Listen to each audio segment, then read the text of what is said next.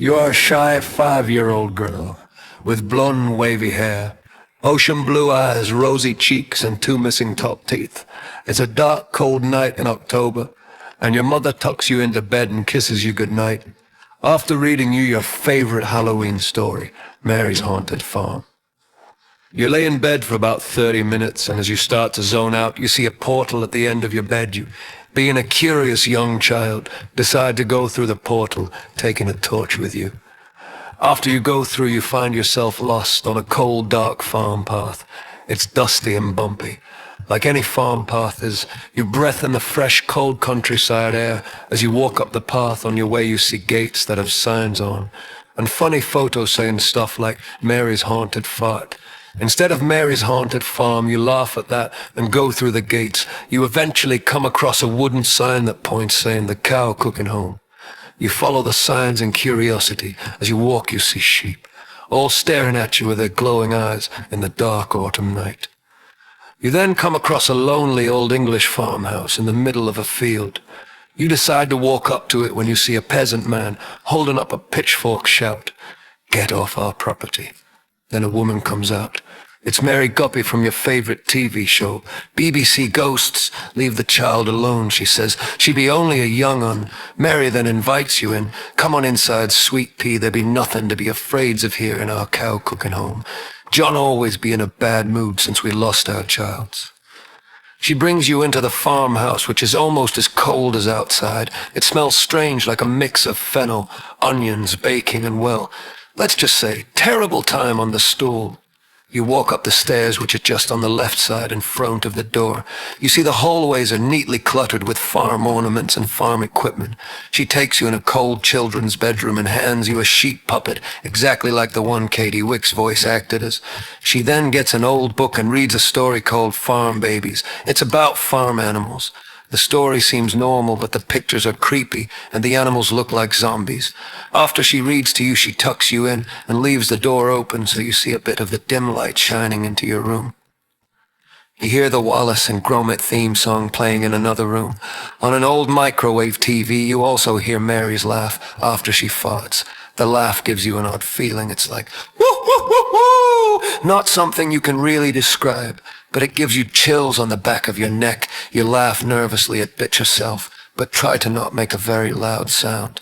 After about 30 minutes, everything goes completely silent and all the lights go out. All you hear is the wind and sheep in the distance. You try hard to sleep, but something feels off. You decide to get up and explore. You walk down the creaky staircase, which are wooden, but have a long old red farmhouse carpet over.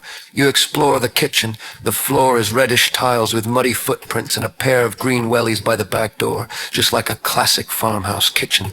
There's a chicken clock and a cow pot on the stove. The fridge is full of farm animal magnets. There is also a photo with Mary and John. They says, "Mr. and Mrs. Guppy." Next you go in the living room. There's a immaculate tartan carpet, and there's a tin of biscuits on the coffee table, and empty cups of tea, which again have farm designs on. But one of the cups says, "No sugar, I'm sweet enough," just like the one in BBC Ghosts. The room seems pretty messy. Next you explore the bathroom where you see a caricature ornament of Mary sitting on the stool. It makes you laugh, but also feel shy. You look in the bath and see mud and some red stuff that looks like blood. That scares you a little. It seems to be very muddy in the bathroom for some reason. Suddenly you hear a loud bang upstairs. You get very scared and hide in the bath. You hear footsteps stomping down the stairs loudly. You try to breathe quietly, covering your mouth in a panic. The bathroom door swings open, and you see a shadow appear on the floor. When you look up, Mary stands there, but she doesn't look how she did before. She's like a caricature art of herself in real life. You're so scared you can't even scream. She stares at you in silence for what feels like a long time before walking out and back upstairs again. You get out of the bath and decide to make an escape, but the door is locked. No matter what you do, you cannot open it. So you run back to the kitchen and try the back door, but that's locked too.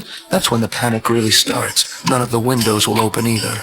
Real caricature Mary runs downstairs and grabs you, trying to stop you escaping. Luckily there's some fennel in reach. You grab it off the side, struggling out of Mary's arms, and throw it as far as you can. Mary runs to eat it. While she does that, you go upstairs and look through all the drawers trying to find the key. It takes you a long time, but luckily Mary needs to go to the stool right after eating fennel, which gives you time to look. You look in a drawer right next to where John is sleeping and try to be as quiet as you can. You find a big golden key and sigh with relief. You go to the door and the key fits perfectly. You open it and start running away. But just as you do, angry mooing can be heard. You then realize there's a herd of cows with glowing red eyes chasing you. You run as fast as you can. The cows are so close to getting you, but luckily you jump over the fence just in time. But that's not it. Next you see lambs, but not normal ones. They have tiny sharp teeth like needles. And red eyes, they make horrible sounds and chase you all around the farm. Eventually you get over another fence. You're trying to get back when you see a shed with a danger sign on. You open it up, and inside are a load of rotting potatoes. You accidentally breathe a bit in, and it makes you feel lightheaded. You fall backwards on the floor. When you wake up, your vision is blurry, and you feel very dizzy. You try to stand, but you feel everything is spinning as you walk through more fields and down more paths you see where you first came from. You eventually get back to the portal that leads you home and tell your parents all about what happened. They don't believe you, but you know exactly what happened and remember everything so clearly.